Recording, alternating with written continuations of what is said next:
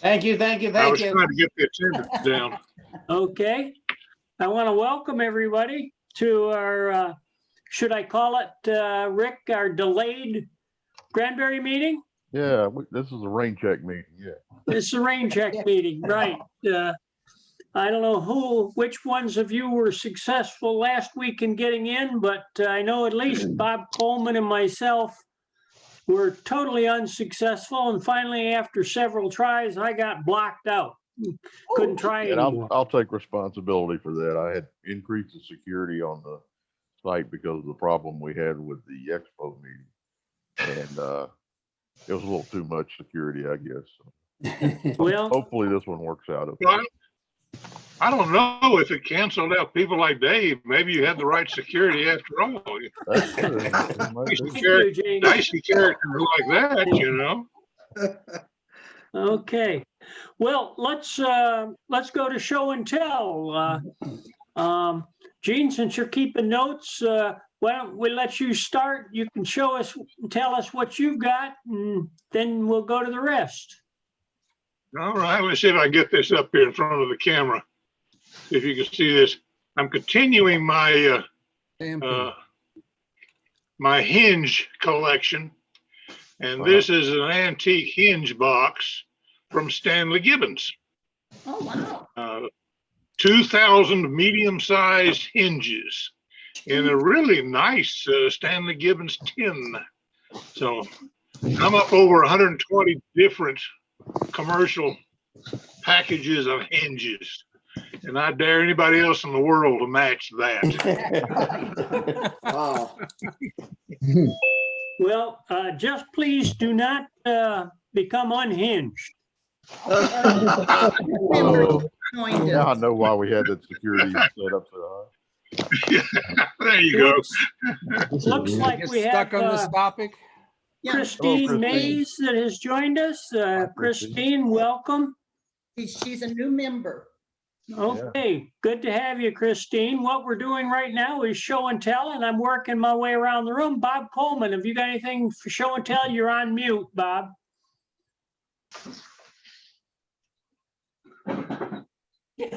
Am I on? You're There- on. There you Bring it go. in now. Whoops, you went off. There, stay there. Am I on it?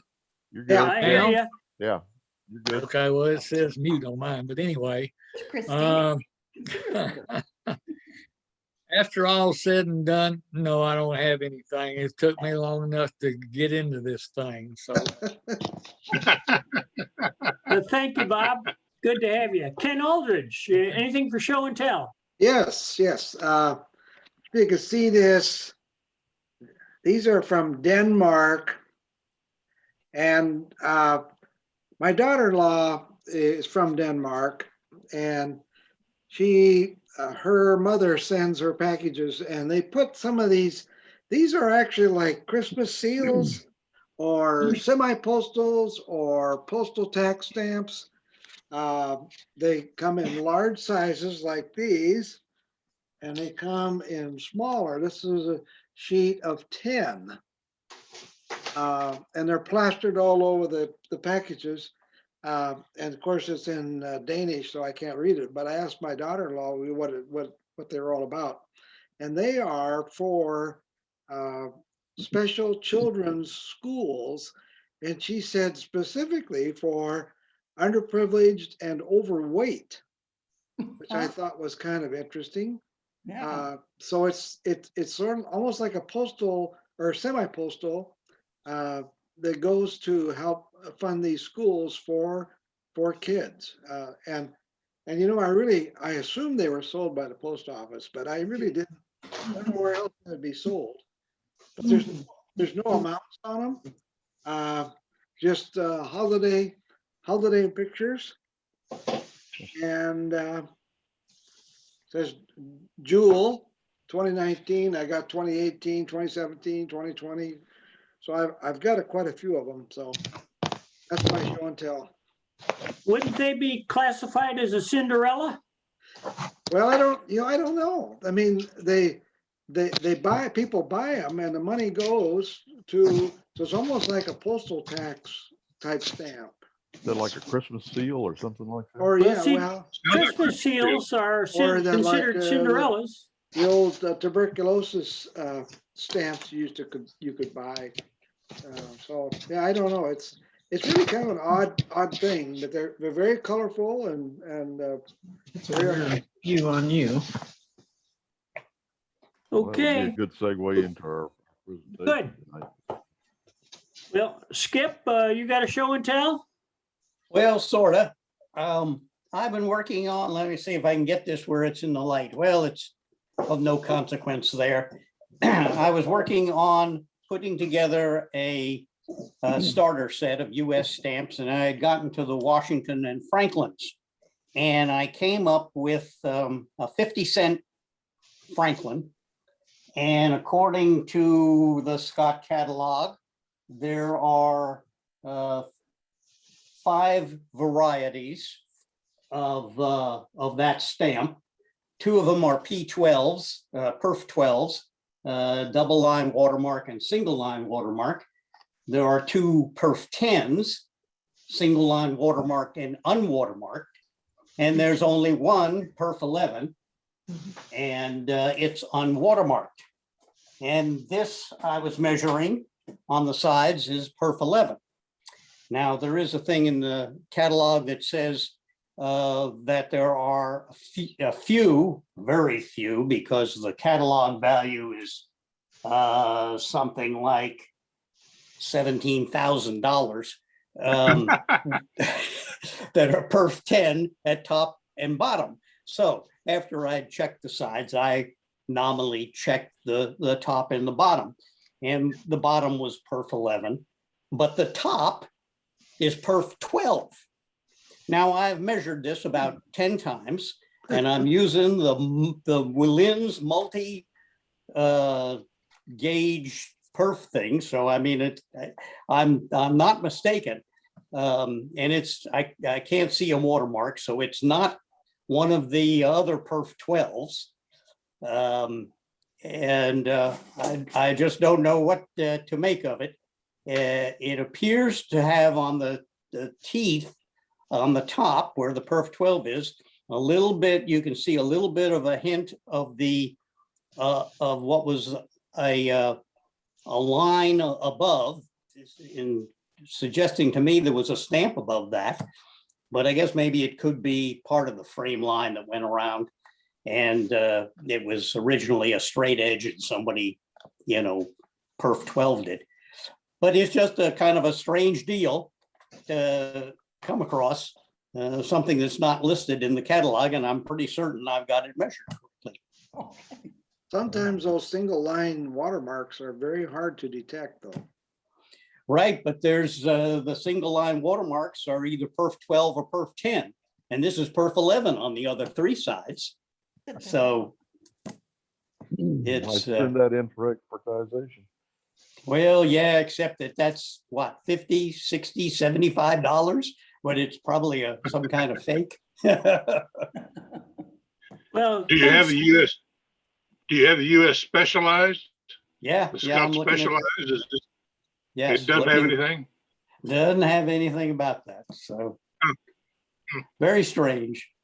okay, I'm not sure I've ever seen one where the perforations on just one side was different than the other 3. Okay, Fred, anything for show and tell? I don't have anything. All right, Ralph, do you have anything for show and tell? No, one of these days I'll have my act together, but not tonight. Okay, all right, well, it looks like you're out on the moon or someplace. Space station.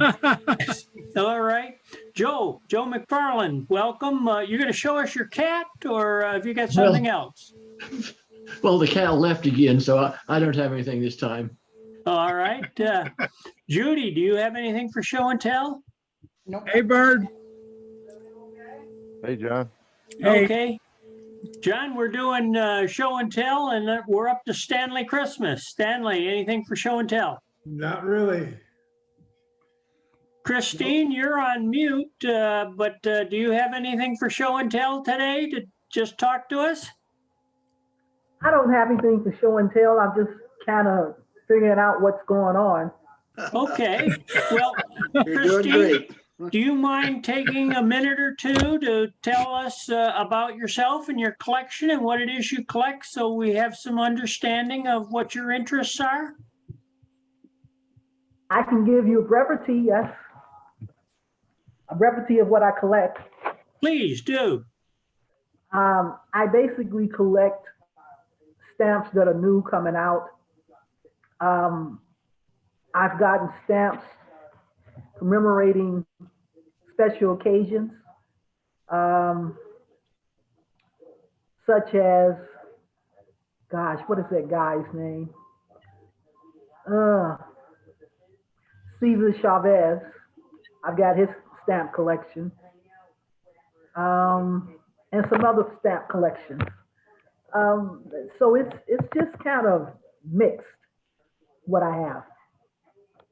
Christine, do you focus on one country or are you worldwide or? It just depends on what's available. Okay. All right. We've got some others that have broad interests that, it's hard to pin them down. They don't say a specific country. They don't say a specific type. Used or mint doesn't seem to make much difference, but welcome to the club. Glad to have you. Glad to be here. Glad you could join us. John, good to see you again. How you doing? And tell us, you got anything for show and tell? Well, not anything other than to follow up on some of the emails that you've shared with me. I just moved over from the New Haven Philatelic Society Zoom meeting. And I have to tell you fellas that you and the New Haven Club are really leading the way on the Zoom platform and the interaction of the group, revitalizing our hobby. And that coupled with Rick's request about a brochure or a booklet that came out from one of our members here in Connecticut, that we're using as a potential generator of interest in the club and everything. So if any more ideas come up, I think most of y'all can, and that's the other thing, y'all are way ahead of most of the groups with the sharing of information. I just got my most recent member directory with interest and all that sort of thing. My contact information is all in there correct. And I am still actively using all of my collections to chronicle our family's experiences going back to the late 1700s. And if there's any interest in that booklet of Wildman, just let me know, because we're really interested in seeing if we can get a really good price for that thing for you guys if you decide to go with it in November. Yeah, I've been working with John on that, and we're trying to get a good price on those coloring books for the beginners section at the expo. So think John said he might be able to get the price down to $5 or $6 a copy. So we're hoping we can have some of those to help promote stamp collecting among the younger people. Not only that, Rick, I can tell you tonight that because there's some parallel interest in that concept, that I think as a test, I can go with Carl at our expense to bring down 15 copies of the booklet, so that if you all wanted to maybe at one of your regional meetings or something hand it out to see if it was favorable, I could send you 5 or 10 copies just as a test run and everything. So if anybody wants to see the book, several of our members here in New Haven, of course, have already seen it and they know it. But if any of y'all would be interested, Carl and I are thinking of bringing down 15 copies that I could easily send a copy to you guys just to see how it's structured and everything. That would be great, John. We actually have a couple of copies that you've sent to us already. And we haven't had an expo meeting. I think that we've got one scheduled for the next month. When we have the expo meeting, I'll pass the ones that we have around. You don't really have to send all those things down here right now. But if you want to, it'll be fine. We'll accept them happily. That's great, because we're particularly interested in the club members, particularly those of you with grandchildren, to see if they are still at their grandchildren age. captivated by the hidden object and the coloring aspect of the presentation. You have to remember, we did this book 10 or 15 years ago, and people's interests have changed and everything, but would really be curious to see, have you express it to a couple of grandchildren to see if they still are interested in the coloring aspect and the hidden object aspect. We'll let you know on that, John. I appreciate it. No Thank you very problem. much. Thank you, John. We need to give Skip the credit for the directory that you referenced that you just got and how good it is. So Skip, here's a hand to you. Yeah. Thank you for all your hard work. Thank you. I don't know, Christine, whether you've got the new directory yet. We just issued a new directory, and as a new member, I'm sure Skip is catching up with things. I Okay. think I'll have it. Rick, do you have anything for show and tell? Yeah, I was out the other day at Half Price Books. I don't know if you guys go to Half Price Books or not, but let me get rid of this background I got here so you can see this book.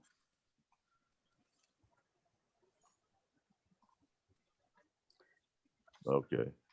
And it's a book on the British Post Office. It's an older book, and it's pretty hefty. They had a price on this thing at Half Price Books of $50. It's one of their higher price books, I guess. So I've always been a guy looking around for bargains. So I went over to the manager and I said, "Hey, look, man, this is way too much money for this book." And he says, "Well, let me take a look at that." And he says, "Yeah," he says, "I can knock something off of that." He says, "How about $20?" I said, "That'd be sweet." So I got a deal of $30 off on a $50 book. I thought that was a pretty good price on it. So Yes, Great. it never hurts to ask, you know. it That's does true. not. Sure doesn't cost you anything to ask. So, and that's about it for me, I guess. I got a whole bunch of number 5.99 2-cent Washington Reds that I've been going through and putting them in my archive collection. I had a shoebox that was full of 720s and 5.99s, 1-cent Franklins. And I think it was 1-cent Franklins, 2-cent Washingtons, and 3-cent Washingtons. I've been sorting through those and trying to separate them out and put them in Vario sheets for protection. But man, it's a chore. I'm sorting them by illustration number to start with, and then getting into the categorizing them later on. You know, 5.99s, 5.99A, and all of that. So it's a chore, especially when you got thousands of stamps involved. That's about it for me. Okay, thank you, Rick. I'll do my show and tell. I've got a postal card that I found interesting. It was sent in 1904. It's a McKinley postal card. McKinley died in 1901. I believe he was one of our presidents that was shot. And this postal card came out in 1902. This was sent on an RPO, a railroad, the Rutland and something, I can't read the rest of it. But one of the interesting things is that it was the day of the penny postcard, and there's a 1-cent postage due on this postcard. Where was it mailed from? It was mailed from, it says the postmark does not have a place telling where it was. It's got the railroad. Oh, okay. If it came from Canada, that would be correct, though. No, there's no evidence that it came from Canada. Okay. However, looking at it closely on the back side, you'll notice they wrote a note, but they also glued a cartoon on it. Yeah. Now, I wonder, it made me wonder if because they glued a cartoon to the postcard that it made it the 2-cent rate, postage rate, rather than the 1-cent postal card rate. I believe that's You may right, have been Dave. heavy. Probably right. That's the only thing I could surmise, but I've never had a postcard which somebody glued something to like this. And, it was the postage due thing that caught my attention and brought me to it. And then I realized it was an RPO. And right after McKinley's death, having been shot. Let me interject one thing, because Rutland, we would really be lucky, and this is one of the reasons I'm delighted to have a chance to be a member of your club. What is the RPO or the railroad that is referenced there? It's Rutland, and all I can read is TR. It could be a U or an O. Okay, because Rutland is a significant city in Vermont. And one of our former employees, this is how the interaction with you guys in Zoom, several of our former employees are from Rutland, and one I talk to regularly. So give me the best you can read on the railroad again. Rutland and TR, and it's either an O or a U. And what's the date of the? September 15th, 1904. And then under that, it's got TR, I think it's 85, and then RPO on the bottom of the circle. The TR is, of course, the train number, but this is fantastic because this is the wave of the future for our hobby. There's no more benefit from being in the national associations. They are not 21st century, but this kind of interaction with you fellas is unbelievable. I have a good friend, Rutland is up in the area around Orvis, and we buy a lot from Orvis and everything, but I will contact him tomorrow, and I will also get into my RPOs and find out if I can identify that railroad. But that's great. And John, I will scan it and email it to you. That's the other advantage of you guys being so interactive with the directory. And again, I give Skip full credit for the directory. Skip, you cannot believe the reluctance of the National Association going back 20 years to share any member information or interest with a call-in. And that's why I have taken to joining state clubs in all of the states that I'm interested in. But basically, that would be fantastic. Send me that and I'll have it in the hands of the fellow tomorrow. He's right there in Rutland, and he might be able to really give us a lead on how that type of a card came to be. Okay, thank you, John. Well, let me say that I just inherited the handbook, and much of the format that it's in, I inherited it from Judy Christmas. So I've only edited the thing. I didn't initiate all of that. I've just sort of added and deleted info. I didn't initiate it either. I inherited it from Art Van Ryan. Well, basically, you guys get a lot of credit because I can tell you, as you know, I'm chronicling my family from Grapevine.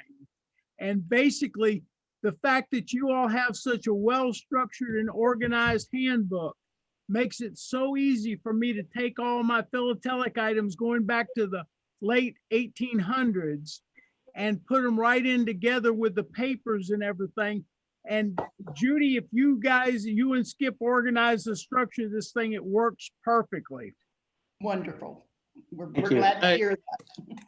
Can I interject something here? Go ahead. Anyway, Vicky and I, of course, we like to go to the antique places, but if you're interested in paper stuff, and I found a lot of good old postmarks, and some, of course, I collect the USS ships. I found some of that. But over in Azle off 199, there's a guy that runs that. He's from Maine. He goes to Maine twice a year, and he picks Maine for all the different things he can pick there, brings them to Texas, sells them here, takes Texas stuff to Maine. I mean, and does it there. But there he has a lot of, I mean, everything, old railroad stuff, old stamp stuff. He has boxes of, first day issues, which aren't worth a whole lot, but he does have a lot of interesting stuff. But it's You send us the person's name and address so that we could find it. Let me see if I can find out from my wife. It's only open on Saturdays, and that's the only thing. And it's a place right on 99. It's called Sanctuary. And there's 2 antique places, but he goes twice a year to Maine, brings stuff back. His whole place is either cash or check. But let me see if I can find out from my wife what the exact name of it is. But if you're interested in old books, old papers, anything paper-wise, plus he has all the other stuff too. But it's been a good find for me to look up a lot of things. Bob, I will tell you on a side to that, our youngest graduated from the University of Maine at Orono. So just to show you how you can interact with people from this kind of thing, just tell him that you have a club member whose youngest graduated from the University of Maine at Orono. Okay. And that will give you a tie in there. And he might put me onto some things because she took her undergraduate in business at the University of Maine. In fact, oh no, Bob, you'll, as a historian, you'll know, we saw at her graduation Tor Heyerdahl in one of his last speaking appearances and everything. So your guy will definitely know that you have somebody in your club that's tied in with Maine. He comes up here twice a year. Yes, I think he comes to Texas, when it's winter up there, and Yep. vice versa. But anyway, let me see if I can get a name for you guys. If you ever want to go out there, it makes a nice little day trip. Thank you. But I'll try to get the information to you. Go ahead. Thank you, Bob. All right. Appreciate that. Moving on, Ralph, can we ask for an update related to the expo preparation? Before you get started, I'm getting ready to go work out because I'm scheduled to do that. I do it every day. Okay. Okay, Well, thanks for showing up, Christine. okay, Chris. Thanks, Thanks, Christine. Christine. No Good to see you. problem. Your Hope name's to on the meet list. you soon. Your name's on the list for the drawing. Whenever they open up the building. Yes. Thanks, Christine. Anyway, see you later. All Okay. right. Goodbye. Bye. Bye-bye. Bye-bye. Bye-bye. We have an expo meeting that's going to be coming up in the month of April. And we have our agreement in place with the Convention Center. I just received notice that our storage facility has gone up a few bucks a month. Okay. So How we've much- helped. How much is it a month now? I don't have it in front of me, but it's only a few dollars more than it was before. Okay, okay, It's their first price increase in over 5 years, so. okay. And the theme is Western, so expect to see Yes. some Western hats and cowboy boots. That's Is- right. Is it Western wear or just Western? Well, it's Western wear / cowboys. Okay. So Yeah, and Ken? Yeah. Ken, I did check with the convention center and they will provide security as they have in the past. Great, great. I Thank you. sent off an email to Scott English to try to find out about the possibility of holding a first day of issue ceremony at our expo. That'd be awesome. We haven't held one of those in a long time. I thought that would be pretty cool if we could get it, but I haven't heard back from Scott. So I don't know what's going on with that. So I was just trying to find out who to contact at the USPS, and I figured Scott would have more connections than I would. So we'll see. Oh. Just a thought. Okay, Ralph. Anything else, Ralph? Not the moment, no. Okay, thank you very much. Appreciate you joining us today and appreciate the update. Not all of us attend the expo planning meetings. Moving down my list of things here, Jim Case has asked me to remind you that the Granbury Group puts together a mystery box for the silent auction at the expo, and if you have items you'd like to donate to Can you that see that? mystery box, he'd appreciate it.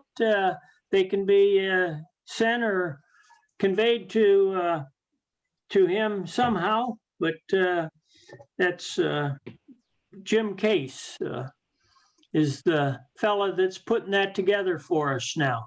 In the past, our group has always relied upon Aline Franklin, who's moved from the area and not able to do that anymore, and always put together one of the most interesting and sought after mystery boxes, usually filling a box that was at least this size, the size of a case of beer. I think she used a beer box more than once.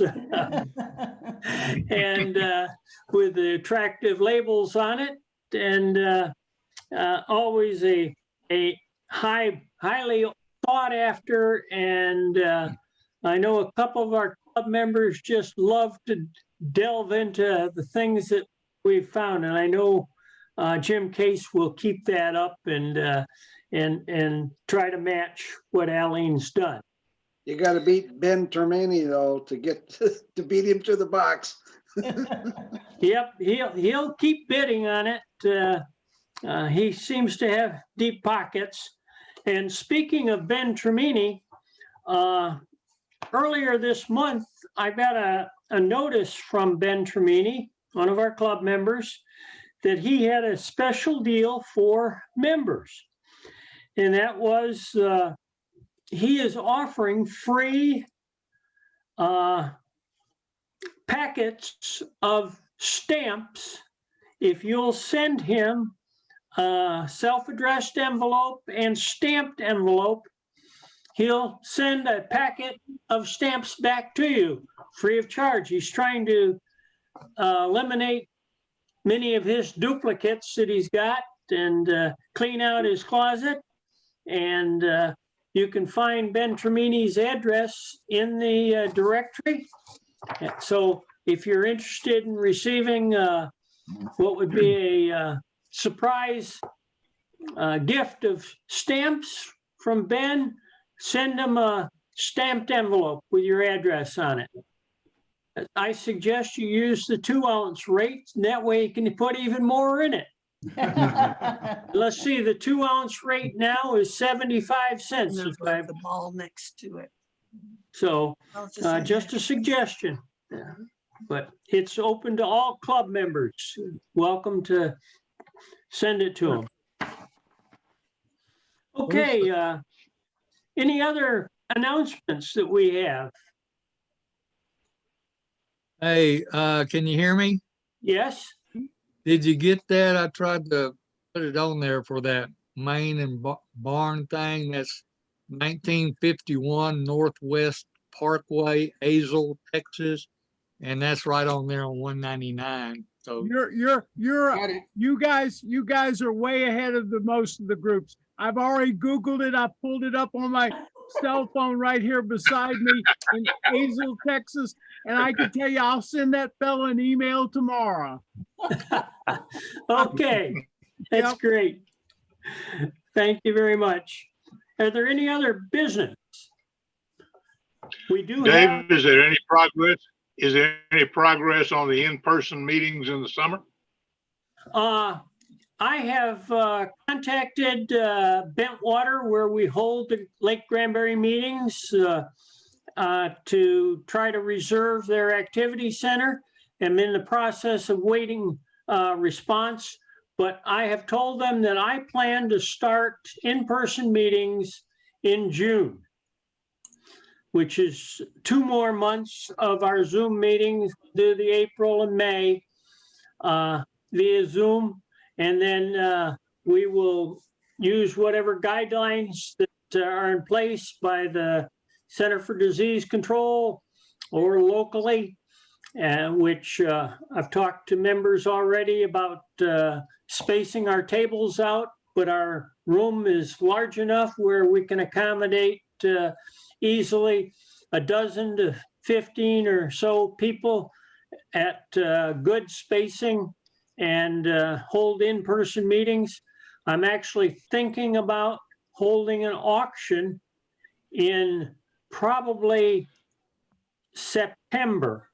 I think it'll take until September for us to get things together that members want to sell.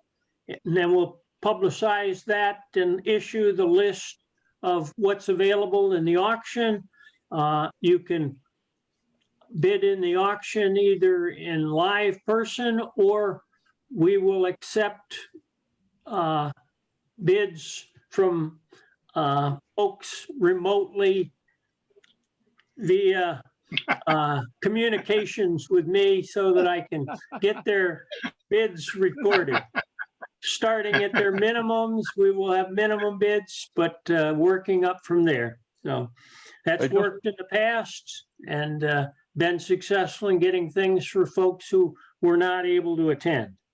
Just a question, Dave. Do they have Wi-Fi available down there?